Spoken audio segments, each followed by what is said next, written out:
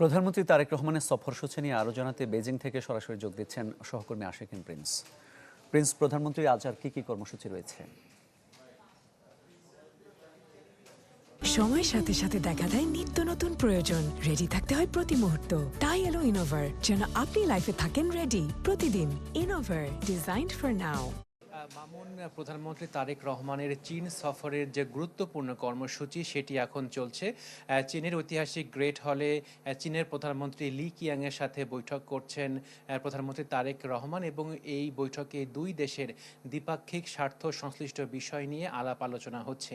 একটি গুরুত্বপূর্ণ বিষয় যে চীনের সাথে বাংলাদেশের প্রতিরক্ষা চুক্তি বা এরকম কোনো বিষয় আলোচনা হবে কিনা সেটি নিয়ে প্রধানমন্ত্রীর কার্যালয়ের মুখপাত্র মাহাদি আমিন তিনি বলেছিলেন যে সেটি নিয়ে যদি আলোচনা হয় এই দ্বিপাক্ষিক বৈঠকে তাহলে পরবর্তীতে সেটি জানানো হবে। তবে এখন পর্যন্ত এরকম কোনো আলোচনা হয়েছে কিনা সেটা আমরা এখনো জানতে পারিনি। আরেকটি গুরুত্বপূর্ণ বিষয় যে তিস্তা নদীর যে পানি ব্যবস্থাপনা বা তিস্তা মহাপরিকল্পনা সেটি নিয়ে বাংলাদেশের দীর্ঘদিন আলোচনা রয়েছে। চীন এই জায়গায় কাজ করতে আগ্রহ প্রকাশ করেছে। তো সেই ক্ষেত্রে বাংলাদেশের প্রধানমন্ত্রী চীনের পানি সম্পদ মন্ত্রীর সাথে কথা বলেছেন এই বিষয়ে। সেক্ষেত্রে চীনের পানি সম্পদ মন্ত্রী বলেছেন যে পরবর্তীতে তারা বিষয়টি দেখবেন এবং তিস্তা সহ বাংলাদেশের বিভিন্ন নদীর যে পানি ব্যবস্থাপনা রয়েছে সে বিষয়ে কাজ করতে দুই দেশ ঐকমত্য পৌঁছেছে। একটি বিষয় যে আজকে লি কিয়াংয়ের সাথে বৈঠক হচ্ছে, দ্বিপাক্ষিক বৈঠক হচ্ছে প্রধানমন্ত্রী তারেক রহমানের সাথে, এবং বৈঠকের পরবর্তীতে 15টি বিষয়ে সমঝোতা স্মারক সই হবে বলে বাংলাদেশের পক্ষ থেকে জানানো হয়েছে। এবং আগামীকাল চীনের ঐতিহাসিক গ্রেট হলে চীনের প্রেসিডেন্ট শি জিনপিংয়ের সাথে প্রধানমন্ত্রী তারেক রহমানের সৌজন্য সাক্ষাৎ রয়েছে। পরবর্তীতে আগামীকালই তিনি বাংলাদেশের উদ্দেশ্যে চীন ছাড়বেন। যেহেতু প্রধানমন্ত্রী হিসেবে দায়িত্ব নেবার পরে প্রথমবারের মতো চীন সফর করছেন তারেক রহমান, সেক্ষেত্রে অনেকেরই আগ্রহ রয়েছে যে এই চীন সফরে মাধ্যমে বাংলাদেশ আসলে কি পেল।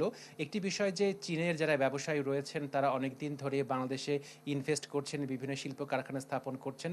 তো আজকে সকালে প্রধানমন্ত্রী তারেক রহমান চীনের ব্যবসায়ীদের আবারও আমন্ত্রণ জানিয়েছেন, আহ্বান জানিয়েছেন যাতে বাংলাদেশে চীনের আরও বিনিয়োগ হয়, আরও বিভিন্ন প্রকল্পে অর্থায়ন তারা করেন।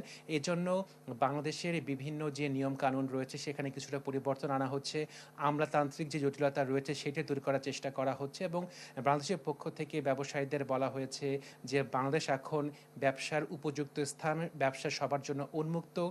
চীনের ব্যবসায়ীরা যাতে বাংলাদেশে আরও ইনভেস্ট করেন সেই আহ্বান জানানো হয়েছে।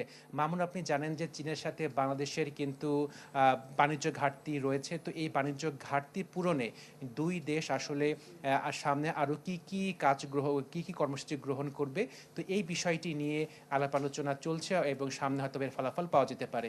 মামুন, ধন্যবাদ আপনাকে। বেজিং থেকে জানাচ্ছিলেন সহকর্মী আশিকিন প্রিন্স।